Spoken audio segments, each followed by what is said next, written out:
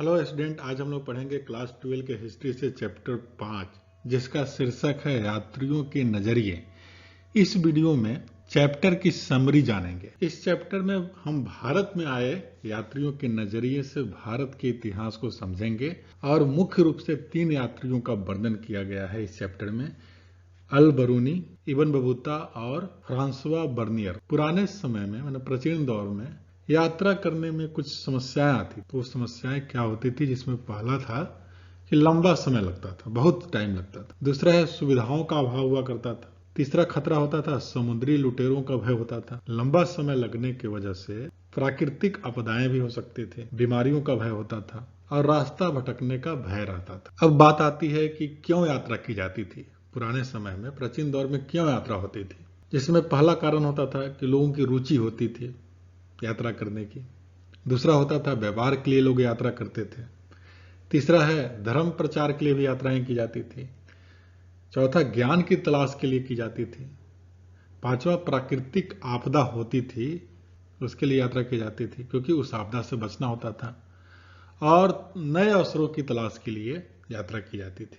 वैसे तो अनेक यात्रियों ने भारत की यात्रा की, परंतु उनमें से कुछ प्रमुख हैं, मुख्य हैं। उनके द्वारा बताए गए वृत्तांत के बारे में हम जानेंगे। जिसमें पहला यात्री है अल बरूनी, इब्न बतूता और तीसरा फ्रांसवा बर्नियर। अल बरूनी का जन्म 973 ईस्वी में हुआ था। उनका जन्म उज़्बेकिस्तान के क्षेत्र ख्वाराज़्म के खीवा प्रदेश में हुआ था। उस समय ख्वारिज़्म शिक्षा का एक महत्वपूर्ण केंद्र था। अल बरूनी ने उस समय की सबसे उच्च स्तरीय शिक्षा प्राप्त की थी। अल बरूनी अनेक भाषाओं का ज्ञाता था। उसे मुख्य रूप से अरबी, फारसी, सीरियाई, संस्कृत और हिब्रू भाषा का ज्ञान था। 1017 ईस्वी में मोहम्मद गजनवी ने ख्वारिज़्म पर हमला किया और इस हमले के बाद मोहम्मद गजनवी ख्वारिज़्म से कई कवियों एवं विद्वानों को अपने साथ बंधक बनाकर भारत ले आया। उनमें से एक अल बरूनी भी उन्हीं बंधकों में से एक थे। अल बरूनी भारत में बंधक के रूप में आए, परंतु धीरे धीरे उन्हें यह देश प्रदेश पसंद आने लगा। उन्होंने अपने जीवन के 70 साल भारत में बिता दिए। अपने जीवन काल में अल बरूनी ने उस समय भारत में प्रचलित व्यवस्था का अध्ययन किया, स्टडी की और अपने सभी अनुभवों को अपनी एक मुख्य किताब, जिस किताब का नाम था किताबे उल हिंद तहकीक ए हिंद में लिखा। किताब उल हिंद के बारे में समझें तो इसके लेखक थे अल बरूनी, जिनका भाषा अरबी था। हिंद में किताब उल हिंद में 80 अध्याय हैं, चैप्टर्स हैं। सभी अध्याय को सरल एवं स्पष्ट तरीके से लिखा गया है। सभी अध्याय के शुरुआत एक प्रश्न के साथ होती है। प्रश्न के बाद भारतीय व्यवस्था के आधार पर उसका उत्तर दिया जाता है एवं अंत में अन्य संस्कृतियों से भारतीय संस्कृति की तुलना की जाती है। विषय सामग्री इस वस्तु में भारतीय संस्कृति, भाषा, कला, प्रथा, मूर्ति कला, त्योहार आदि का वर्णन है। और इसी के साथ साथ इस पुस्तक में धर्म, दर्शन, दंत कथाएं एवं चिकित्सा संबंधी भी जानकारियां दी गई है। किताब उल हिंद में कुछ मुख्य बातें हैं, जिसमें पहला है जाति व्यवस्था। अल बरूनी ने भारतीय जाति व्यवस्था की तुलना फारस की जाति व्यवस्था से की थी। भारतीय जाति व्यवस्था ब्राह्मणों द्वारा बनाई गई एक वर्ण व्यवस्था थी, जिसमें मुख्य रूप से 4 वर्ण हुआ करते थे: ब्राह्मण, क्षत्रिय, वैश्य एवं शूद्र। एक व्यक्ति के वर्ण का निर्धारण उसके जन्म के आधार पर किया जाता था। यानी अगर कोई व्यक्ति ब्राह्मण परिवार में पैदा हुआ है तो वो ब्राह्मण बनेगा। शूद्र परिवार में पैदा होने वाला व्यक्ति पूरे जीवन काल शूद्र ही माना जाएगा। इस व्यवस्था में सबसे ऊपर ब्राह्मण हुआ करते थे और ब्राह्मणों के बाद क्षत्रिय, वैश्य एवं शूद्र हुआ करता था। यह व्यवस्था जन्म के आधार पर आधारित थी। फारस की जाति व्यवस्था में मुख्य रूप से 4 वर्ण थे: घुड़सवार और शासक वर्ग, भिक्षु और पुरोहित, चिकित्सक, वैज्ञानिक, कृषक तथा शिल्पकार। इस व्यवस्था में वर्ण का निर्धारण व्यक्ति द्वारा किए जा रहे काम के आधार पर होता था। अल बरूनी के विचार क्या थे? अलबरूनी ने कहा कि जातिगत व्यवस्था हर जगह थी, परंतु भारत में स्थिति जातिगत व्यवस्था अत्यंत कठोर और भेदभावपूर्ण थी। ब्राह्मणवादी व्यवस्था में छुआछूत को अलबरूनी ने पूर्ण रूप से गलत बताया। अलबरूनी के अनुसार किसी भी व्यक्ति या वस्तु को जन्म के आधार पर अपवित्र नहीं माना जा सकता, क्योंकि हर अपवित्र चीज पवित्र होने का प्रयास कर सकती है। इब्न बतूता का जन्म 1304 में दक्षिण अफ्रीका के मोरक्को नामक क्षेत्र के तैजियर नामक स्थान पर हुआ था। इब्न बतूता के परिवार के सभी सदस्य अत्यधिक शिक्षित एवं सम्मानित। इसी परंपरा के अनुसार इब्न बतूता ने भी कम उम्र में ही साहित्य एवं शास्त्रीय शिक्षा हासिल कर ली थी। इब्न बतूता को एक हठीला यात्री कहा जाता था, क्योंकि उन्हें यात्रा करने का बहुत शौक था। इसी इच्छा रुचि के कारण इब्न बतूता ने अनेक जगहों जैसे इराक, मक्का, सीरिया, यमन, ओमान आदि की यात्रा 1332 में की। वह भारत की यात्रा के लिए निकले। 1333 में वह सिंध वर्तमान में पाकिस्तान पहुंचे। इसके बाद वह दिल्ली के सुल्तान मोहम्मद बिन तुगलक से मिलने के लिए दिल्ली आए। मोहम्मद बिन तुगलक इब्न बतूता के ज्ञान से अत्यधिक प्रभावित हुए और अपने राज्य में काजी यानी न्यायाधीश का पद प्रदान कर दिया। भविष्य में राजा और इब्न बतूता के बीच कुछ गलतफहमियों होने के कारण उन्हें कुछ समय के लिए जेल में बंदी बनाकर रखा गया, परंतु भविष्य में गलतफहमियां ठीक होने के कारण उन्हें जेल से बाहर निकाल दिया गया। घूमने की रुचि होने के कारण दिल्ली के सुल्तान के द्वारा उन्हें मंगोल के शासक चीन के पास राजदूत के रूप में भेजा गया। इसी दौरान उन्होंने एक पुस्तक की रचना की जिसका नाम है रिहला। 1347 में इब्न बतूता ने घर वापस जाने का फैसला कर लिया। इब्न बतूता ने एक पुस्तक लिखी थी जिसका नाम था रिहला। यह पुस्तक अरबी भाषा में लिखी गई थी। इस पुस्तक के कुछ प्रमुख बातों को समझते हैं, जिसमें भारतीय शहर, कृषि के अंदर नारियल और पान, ये दो प्रमुख था। दास प्रथा का इस पुस्तक में जिक्र है और डाक व्यवस्था। इस पुस्तक में भारतीय शहर का जिक्र हुआ है। पहले इसको समझते हैं।